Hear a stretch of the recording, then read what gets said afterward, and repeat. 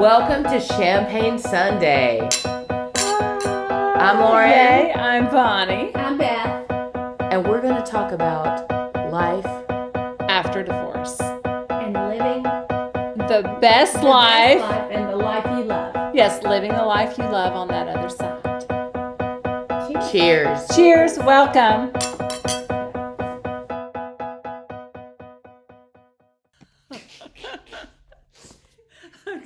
Okay, y'all catch me rocking, make me stop. Okay, so after divorce, do you guys catch yourselves having anxiety because you have found yourself in a place of peace? Yeah. Yes. I think it's, I think mine is, I am kind of waiting for the other shoe to drop. I can't believe that it's going so well. I have a lot of anxiety over, am I doing it right?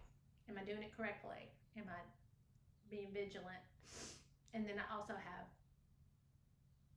financial stress. Mm. Not because I'm in financial stress, I'm actually doing very well. I have money stress.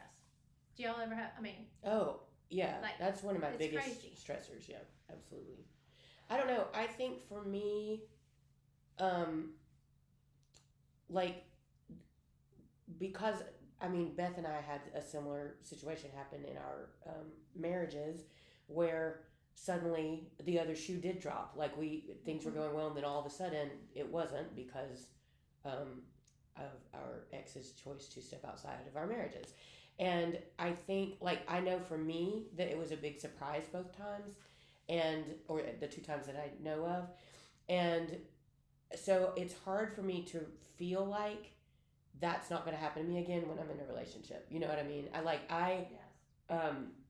The person I'm seeing now, I've been seeing for a while, and we were apart for a minute, but that first little length of time we were together, I worried about that all the time. I worried that suddenly he was going to tell me he had cheated on me, or that, just suddenly something bad was going to happen.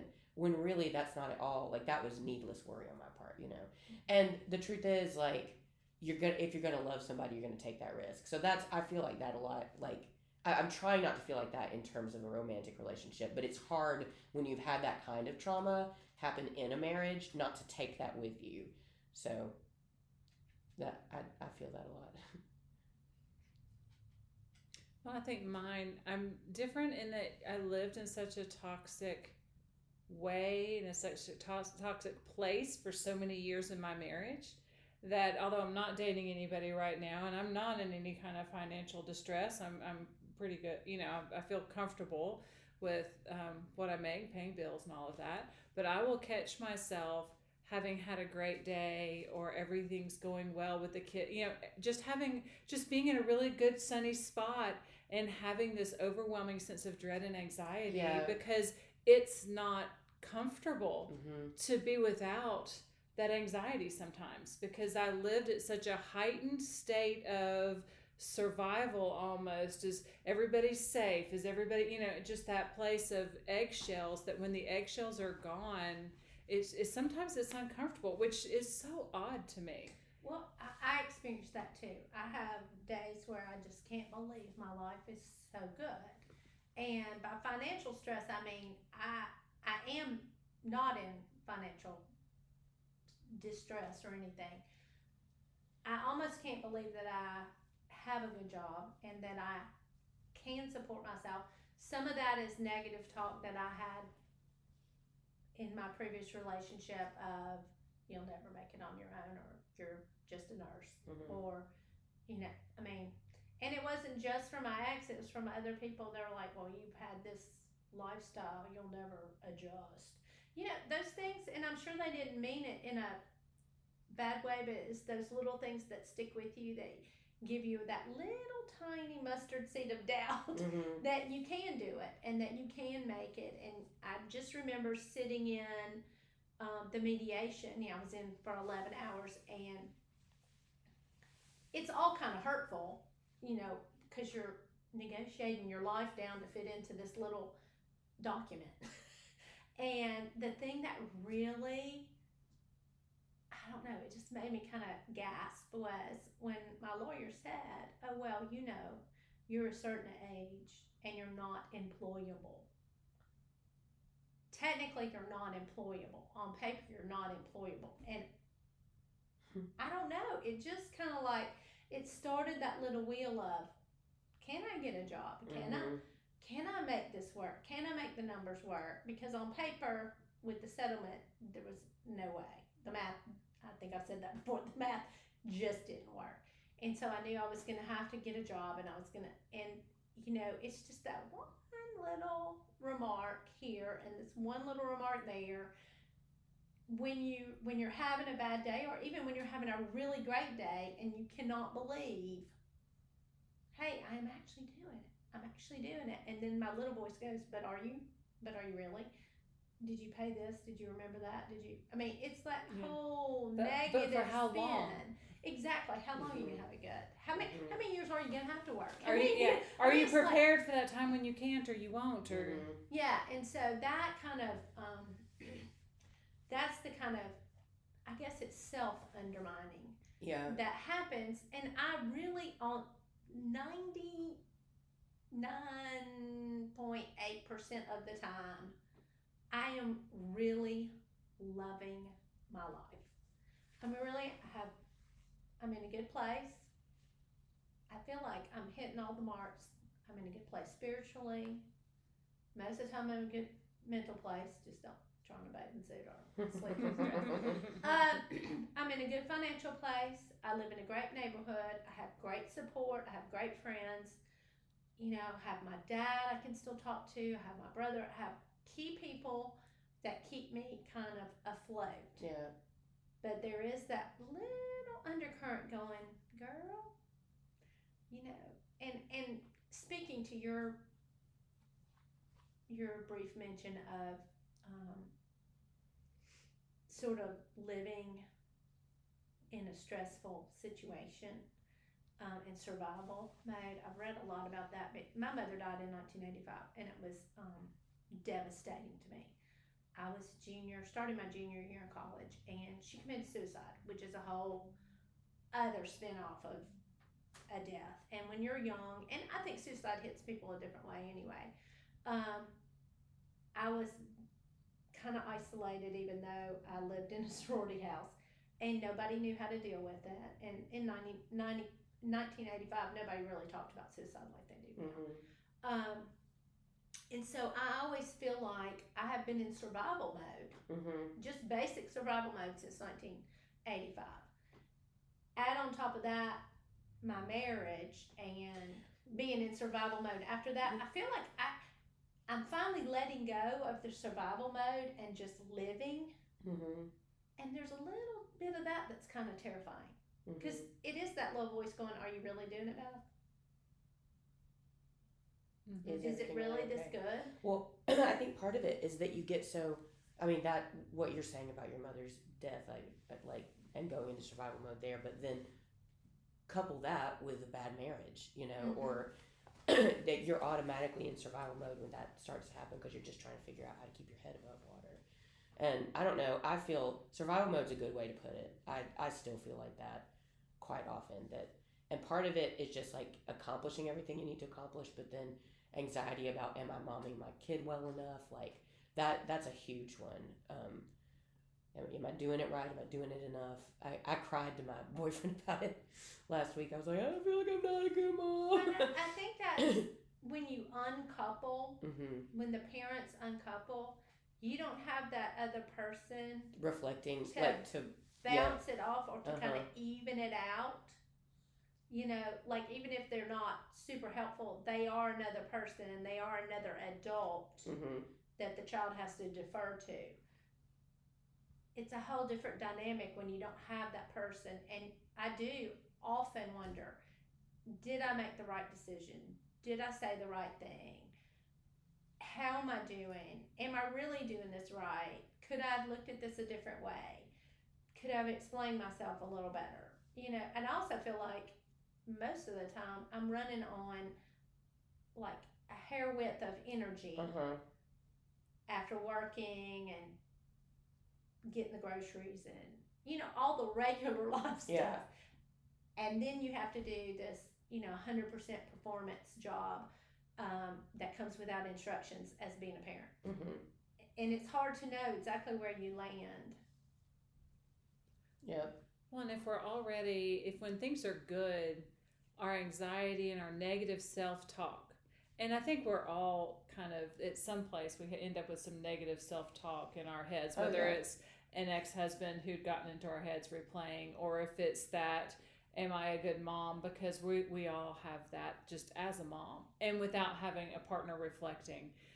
So with all of that, when we're in a good place and we're having that anxiety, how are y'all bringing yourselves back and able to actually, like we talked about the other day, live in the moment and sort of, instead of feeding the anxiety and ramping yourself up, how are you dissipating it so you can actually enjoy what sometimes feels like very fleeting moments of joy and peace?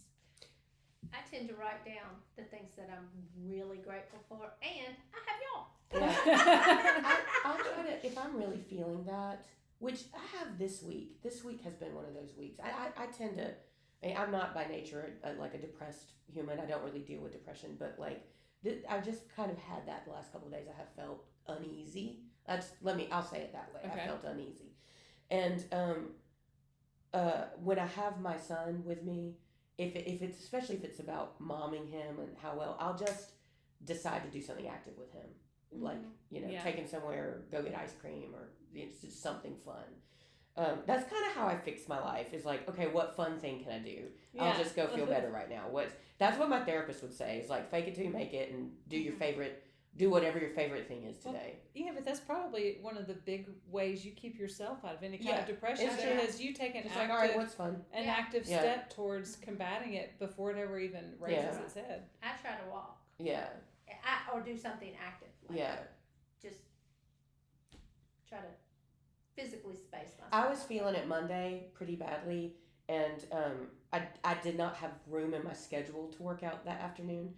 But then I went to rehearsal, and it was pretty active dance rehearsal, and so I sweated a lot, and I felt so much better after. I mean, it just those natural the more you can release endorphins, I mean, my God, that's like, it's medicine. But then just talking myself down from it. Like I had never had panic attacks in my life ever, and since I decided to get divorced, I think I've had 3 panic attacks. Oh wow! Like in the last year and a half, which I know is not very many compared to what some people deal with, but I had never had them before, and I didn't know what was happening. And I learned that I have to literally say to myself, "This is in your head. It's in your head. It's in your head." Like you can control mind over matter. Like you can control what your body's doing right now. And it does. It kind of, helps. But if my anxiety gets to be too big, that comes on for me now in a way that it never did before. Let me ask you this, because I think that's interesting. I had never had an anxiety attack in my whole life until after I got divorced. Mm-hmm. And really, after I got divorced and actually things had fallen apart the first time. And I just think that that's kind of interesting, that my timing was, it got bad, and then it got even worse, and then I had an anxiety attack. And I really had 2 sort of what I would call pre-anxiety, where I felt it coming on, and then I just had to say, wait a minute. Yeah. But this is the reality. That's not real. Yes. I had to kind of walk myself. I know exactly what you mean. Why are you saying this? Did you do this? Yeah. Did you do this? Did you do this? Yes. Okay, then it's not real. I mean, I had to prove to myself that was not a real situation. But that's happened 2 times. So in the last 7 years, I've had 1 really big one, and then 2 that were sort of like pre-anxiety attacks. But I would like to know, did you have that ever before? Yeah, no. I think I remember having one, because I deal with anxiety more than I deal with anything, but it's never been super heightened unless I'm in a heightened situation. And 20 years ago, I remember having one. I was at the beach, but it was like a moment of big life change. I was quitting my job and going to grad school, and I was with this youth group that I was leading at the beach, and we were sitting in a mall, and I suddenly felt like, and then I had one right after I moved to New York, sitting in a restaurant with friends. Like my friend took me to the ER. I didn't know what was going on, and that's what it was. I had a major one last fall. I was playing tennis, and it happened while I was playing tennis, and it was a culmination of just a lot of things had happened at once, and then I had one in March. It was the last big one that I had. So really, I can identify maybe 4 big ones in my life.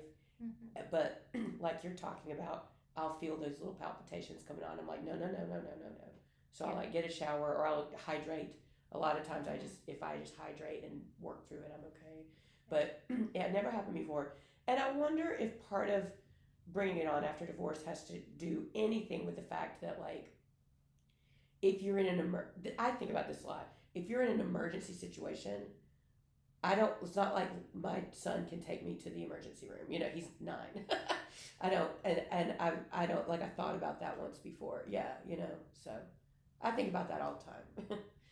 I did. Today, I kind of had a little bit of a thing today, and I was like, okay, I'm okay. I'm okay.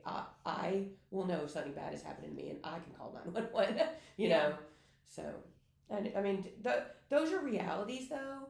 Well, they are, and that's one. So somebody asked me this week if I enjoyed living where we live, and that's one of the reasons I gave them was yes, because I live in a house with postage size yard. Yes. I said if I scream in my house, someone's going to hear Somebody's me. Gonna know. Someone's going to know. I said I feel like if anything happened to me, I'd have people right there. I said I love this small neighborhood for that community, and I think that's big. But I had anxiety attacks a lot when I was going through divorce, and then the ones I've had since then feel like I am almost had them because I relaxed enough and let go.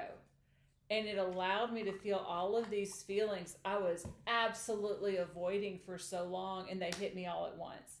Because I was able to stay in that heightened sense of, got to take care of business. I don't have time for this. I've got this going on, this. And then when I finally sort of let go and relaxed, I just had all of these. I was overwhelmed with just the panicky anxiety. And I think but I think it was because I kind of relaxed, which was a good thing, I guess. Well, I did work on that in therapy. That, I'm a big list maker and a get it done. And for years and years, even before the divorce, I kept myself very busy, so I didn't have to relax and feel all the feelings. Well, I think and I'm sorry, I just had a letdown here. When you talked about not having someone because you're not, that is, as a nurse, I make sure everybody has their person to call in an emergency and all that, and that is one of the things that I have felt acutely for a very long time. In fact, I had to laugh. I laughed hysterically, and then I cried at this meme. It said, "I'm at the point in life where when they ask for emergency contact, I just put Jesus." Because I was like, I am at that point. I mean, I have kids. My oldest is the age that he could be, my contact. But he's off traveling. My dad has always been my default contact, but he's 88. Right. He has his own things, and I don't. Sometimes, we laugh because he doesn't even pick up his phone half the time, or he can't get it out of his pocket, or whatever. And so I have my brother right now as an emergency contact, and I have a couple friends as an emergency contact. But it's that little spark of recognizing you do not have a significant other. Yeah. To even put down on a government form as your contact. Yeah. See, that hadn't bothered me. That hasn't bothered me. Well, no, it's not that. It's because I have. Well, you have 3 pretty much. Well, and my daughter being the youngest, and she's 18, but I still put her down because I'm like, if she'll answer, but she has everybody else's phone number. Yeah. Even if she is 3 states away, she can find somebody to come and be responsible or whatever. You know what I mean? And you're in a very close family too. You still have your mom, your dad, your sister. Yeah, I do. I don't have all that. Well, granted, I have my mom, but my sister, she lives. She's going to be across. She'll be in Europe again would pick up the soon. phone. Yeah, she would. So that's a whole nother We could do a whole nother Yeah. topic on that. Well, it's just one of those, and the truth is, like, a lot of people, everybody in the world isn't married or in a live-in Oh, no, relationship, you know. no. But I think when you've had that, there is some anxiety associated with not just having that other, just that safe body. I hate to say that, like, for lack of a better, but that at the end of mine, that's ultimately what it was, and I do recognize that. But anyway. Well. Okay, just doing yoga. He's like, I thought you were dead. So that is nice. Yeah. I have one kid who still lives here too. That's nice. I don't mind that. So I don't really have anxiety over being alone. I'm very comfortable. Yeah, no, me too. Being alone. It's just every once in a while I have just this little fleeting thing like, did you pay all your bills? It's the what if. Did Yeah. you? Yeah. What's the nagging thing that you didn't take care of everything you've taken care of? Because yes. And probably for you. So my married life, financial things. I wasn't in charge of the financial things. I was told that I was not going to be in charge. Anyway, there was just a lot of my financial stress was that I did not know what sort of financial stress I was supposed to be in. In my marriage. So it wasn't that, but there were so many other things going on in the marriage to keep me ramped up and always sort of at that place of anxiety that now when all of those things are taken care of, I still have that in the back of my head going, what have I missed? I'm feeling comfortable. So what did I forget? How do I have this space to be peaceful and quiet? Because shouldn't it be filled with X, Y, Z and 1 through 10 because it was in the past? And I think that's mine. In the past, I would never allow myself to that time to relax and enjoy because I was always waiting for the next. Mm-hmm. Well, and you talk about three-ring circus. Y'all both talked a little bit earlier about filling that space by doing things, by avoidance. And that has been my common practice is that even on this side of things, when things get quiet and peaceful, when I should be like, okay, let's work on that nice, calming art project or whatever it is I have going on, I grab my keys in my purse and I leave the house. Yep. Because I'm feeling that anxiety of not having any anxiety, if that's not crazy. And so I'll leave and go find something to do. Yeah. Mm-hmm. Or I don't always do the things I need to do. No, That's what, it's stuff exactly. It's stuff that I just know will make me happier in the moment. Well, like I took myself on a date the other day. I was feeling overwhelmed. There were it was a moment when I am a people person. I may have spoken about this already, but I had just reached a moment where there were too many people around me and I needed that rare moment of calm. So I just left and went shopping. Which doesn't even bring me joy. I don't even like shopping. But I was like, at least I can be somewhere else. Well, that's I'll go to dinner. I'll go to Target and wander. I'll do anything to avoid being in this space, which is weird to me because I love my house and my space, and I have plenty of art projects to work on. But I don't know. It's just that place of peace sometimes feels very uncomfortable. So yeah, I always feel like, okay, can it really be this good? Yeah. Okay, and I'm going to use this word that I hate. The word deserve. Yeah. But sometimes I feel like, do I deserve this? Do I deserve to have this this house that I love, an old house that nobody else wanted to live in an old house with me, and that I've painted and I have it decorated kind of eclectically is what I would like to say gently, and. I have a good job. I have a job that affords me to do fun things with my daughter and, have chicken salad chick when I want it. And hey, there's something to be said for that. I know. But there's that little thing because I have this holdover from sort of the negative and the anxiety and the eggshells from my marriage that makes me think, are you doing it? Are you really doing it? Are you doing it well? Are you doing it well enough?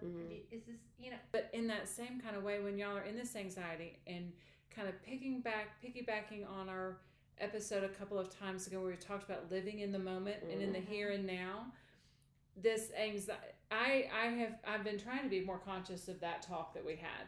And when I'm feeling kind of overwhelmed in my house, when I absolutely shouldn't be, stopping and just sitting and allowing myself to feel those feelings. Acknowledge that I'm feeling uncomfortable, where it came from, and letting it go, but not allowing myself to leave it. Right. Leave the house. I'm not allowing myself to leave them. I'm making myself stop and feel it and let it. And then it's almost like it just kind of helps me redirect and let go of that past a little more that was still haunting me. Yeah, I think I do better and I have less anxiety when I have something really good to look forward to, like a trip or a big party. Like if I know there's something coming up that I can work toward it, if for some reason it diminishes it a bit for me. I don't know what that's about. Futurizing? Yeah, I guess so. Which isn't quite living in the here and now, but still a good strategy. But I don't know.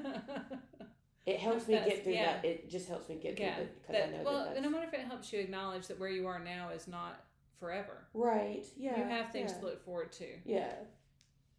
I do journaling, every day, and so a lot of that just kind of gets it out. Once it's out of me and on paper, then it's good. And then, I think I mentioned I go back every once in a while and look at it and think, oh, I'm so much better than I was. Yeah. Woo! So, I mean, it's sort of that, if you feel like you have it bad. Just look at how bad you used to have it. I was going to say, well, yeah, I mean, but seriously, think about how far you've come. Yeah. From, I know the first time my ex said, we're just going to have to get a divorce. And I was so crushed because I couldn't even visualize what that would be because that was not what I wanted. To now, and I'm in year 7 of divorce, and I'm like, if I had known then, when he first mentioned that I could, yes, indeed, do this and do it well and have a comfortable life, and my kids would still want to hang around me and want to come home and be at my house, and and they would quote unquote survive the divorce or whatever. We all have that anxiety. Will they survive the divorce? But if I had known that, I would have been. I think I could have embraced it a little more and had less anxiety.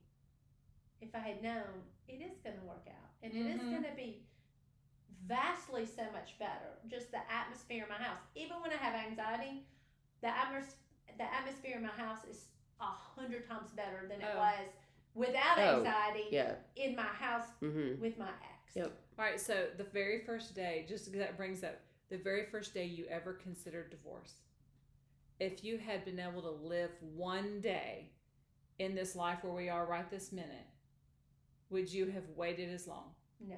Or would you have gone, oh, heck yeah, that's what would you have been able to acknowledge where you really were then? Because I think we all stayed a really long time. Yes, I think that 75% yes, I would have been like, absolutely, this is great. So everything else is better. I don't think that 25% of me could have been without my kid for the length of time that I have to be without him now because of custody. Because he was little, he was younger, and it's still hard. Like summer custody wise is week on, week off for me. So a whole week is difficult, even at his age now. But I think it would have been very unmanageable when I very first started thinking about it. And I wonder if, I don't know, I guess it would depend. If my ex-husband, if I had divorced him when I originally thought, if he would have not had the kids, the way he really didn't have the kids. So, I mean, I had my kids all the time. They never, I mean, they just maybe a very few handful of times stayed with him. So if we really didn't have to have a custody thing, I'd have absolutely done it. But if I had to know they were safe, you're right. No matter what, if I had to know if I had to have the anxiety of whether they were safe or not because of his alcoholism, I don't know that I'd have been able to step out. And I remember, so the first time, I guess, was like 4 years ago when I really legitimately started thinking about it. And I remember at that time, again, my child was like 5, And I remember, oh, am I putting my hand in my mouth? Sorry. Sound. I remember not thinking, I don't want him to have step parents. But I'm like, I have great I mean, Yeah. I'm a child divorced. I have wonderful step parents who care about me, and I've had great experiences with them. They're my friends. So I got to a point where I was like, no, that's going to be okay. Like, you can get past that. Well, So. I'm worried about my kids not having their father in their lives because there's so many statistics out there about kids who grow up without their dads and that sort of thing. But then it was like, but is the alcoholic dad that much better? And they'll have my dad and their uncle and, like, you know what I mean, trying who are the men in this teacher and this coach, and trying to think, okay, I can't stay for that because it's not better. I kind of had that. I had a combination of both of y'all's because when I first contemplated the divorce, my child was very young. I also contemplated the statistics of divorced families, and then the statistics of not having a father figure. For girls, you would think it would be better, but it's not. Mm-mm. It's much worse for girls than it is for boys. But my boy child suffered, I think, the most in the divorce because he never had attention from his father and quality time with his father.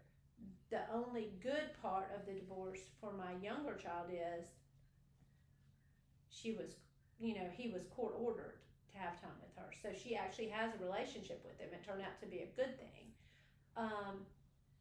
When I was weighing out all those statistics and how my kids would fall within the divorce and how I would land in the divorce, I think if I had had one day of looking at my life now, I would have been like going to U-Haul and buying brown boxes and packing everything up.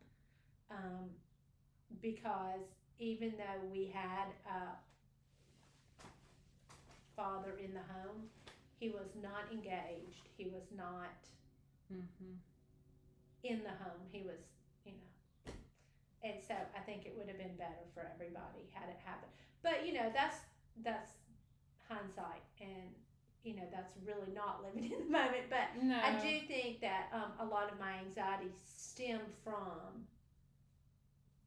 not making that decision. When you're on one side of the fence or the other, your life is pretty clear. When you put yourself on that fence, the water gets really you start making that escape plan, and you're trying to think, should I do it? Should I not do it? You weigh out all those little things, and it only increases your anxiety.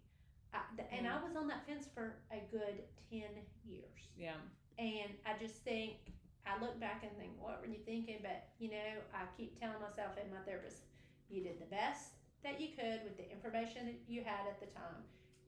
Yeah. And I think that, because I stayed for 10 years, but I have no regrets.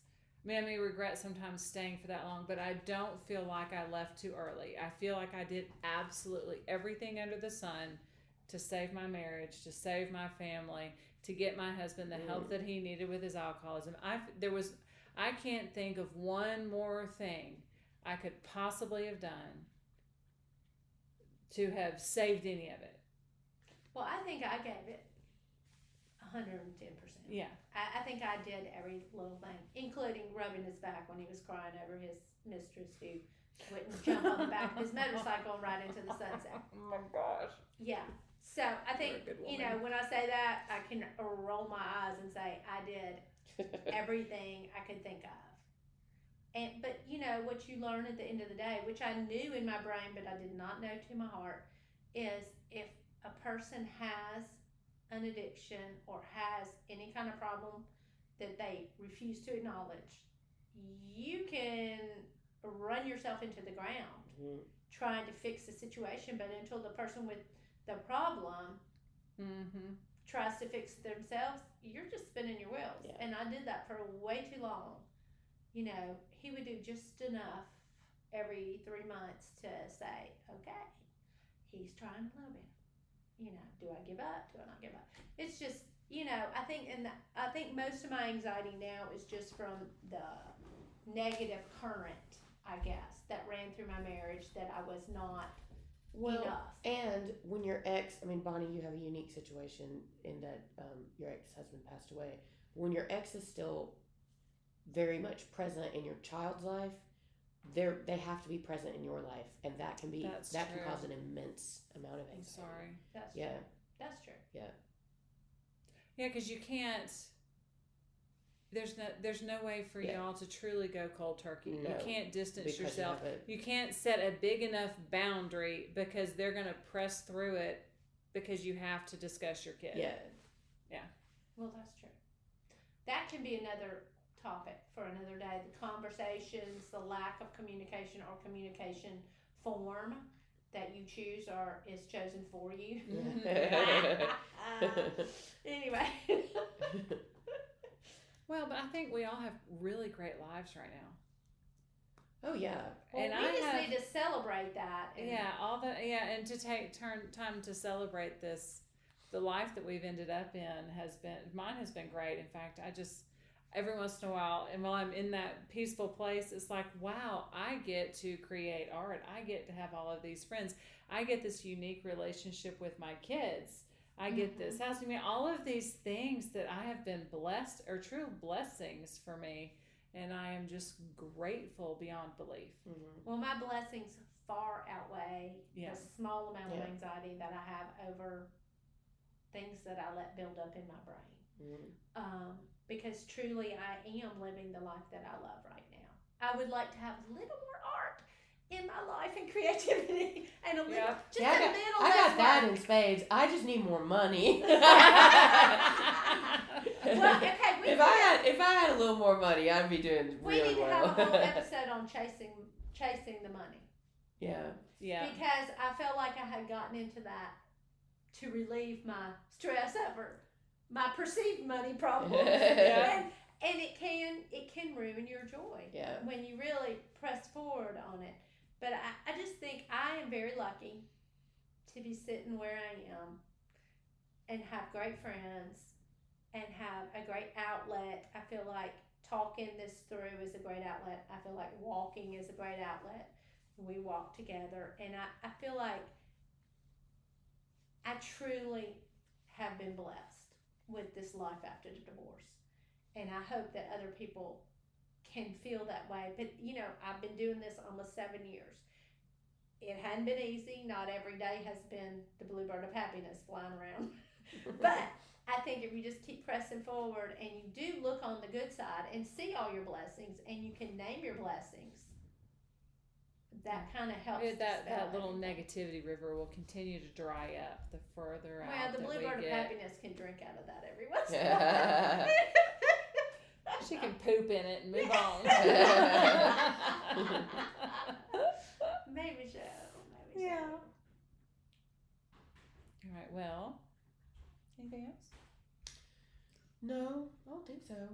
All right. So, what are y'all going to do? I know we actually had to meet a little different day than we usually do. So, instead of what are you doing this week to live a life you love, what will you do the next week? Like, name something coming up that you're looking forward to, even this month. I'm trying to have a girlfriend's night, like a big porch sit with my girlfriends.